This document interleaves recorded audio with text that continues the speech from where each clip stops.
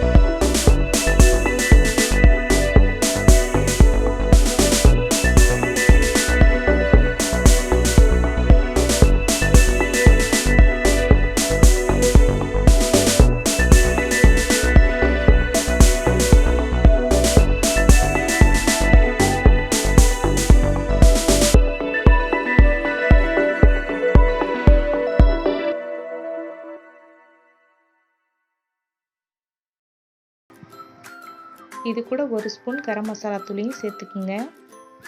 நல்லா வதக்கி விட்டுக்குங்க. குழம்பு மிளகாத்தூள் தான் போடணும்னு இல்லை, நீங்கள் தனியாத்தூள் மிளகாத்தூள் தனித்தனியாக அரைச்சி வச்சுருந்தீங்கன்னா அதை கூட இந்த மாதிரி சேர்த்துக்கலாம். இப்போ மசாலா நல்லா வதங்கிடுச்சு. க்ளீன் பண்ணி வச்சுருக்க குடலை சேர்த்துடலாம். குடலை க்ளீன் பண்ணுறது தான் கொஞ்சம் கஷ்டமாக இருக்கும், மற்றபடி குழம்பு செய்கிறது ரொம்ப நேரம் ஆகாது, ரொம்ப சீக்கிரம் ரெடி பண்ணிடலாம்.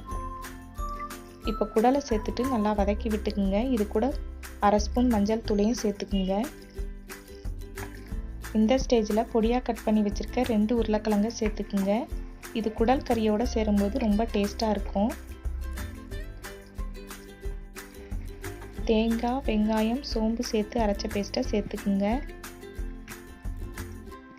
இதையும் நல்லா கலந்து விட்டுக்குங்க. குழம்புக்கு தேவையான அளவு உப்பு சேர்த்துட்டு நல்லா மிக்ஸ் பண்ணி விட்டுக்குங்க. நல்லா வதக்கி விட்டாச்சு. இப்போ குடல் வேகிறதுக்கு தேவையான அளவு 2 டம்ளர் தண்ணி சேர்த்துக்கலாம். இப்போ குக்கரை மூடிடலாம். வெயிட் போட்டு 3 விசில் வேக வச்சு எடுத்துக்கலாம்.